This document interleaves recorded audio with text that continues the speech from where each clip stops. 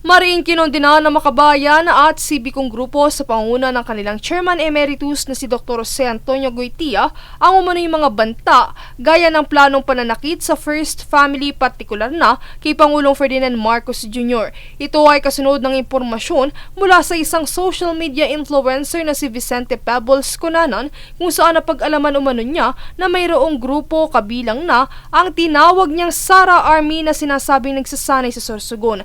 Konektado umano ito sa ilang taga-suporta ng nakaraang administrasyon na nag-uusap tungkol sa planong ito. Ang naturang vlogger ang dating nag-akusa kay former presidential spokesperson Harry Roque kamakailan. Sa kanyang nagdaang akusasyon, si Roque umano ang nasa likod ng pagpapakalat ng pulveron video o ang pagsangkot sa Pangulo sa paggamit ng iligal na droga. Kaugnay nito ay sinabi ni Conanan sa kanyang sinumpaang salaysay na ang naturang video ay bahagi ng isang kampanya para magdulot ng batikos at kontrobersiya laban sa Pangulo. Samantala, binigyang diin naman ni Goytia na ang sinumang mapatunayang sangkot sa naturang banta ay dapat na managot sa ilalim ng batas.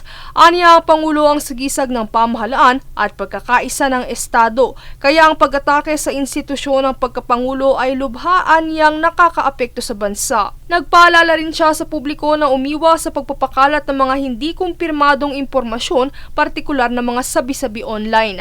Nanawagan din si Goytia sa mga mamamayan na anuman ang kulay sa politika, anyay dapat na magkaisa sa pagtatanggol sa kapayapaan at katatagan ng Republika. Princess Castro nag-uulat para sa Golden Nation Network.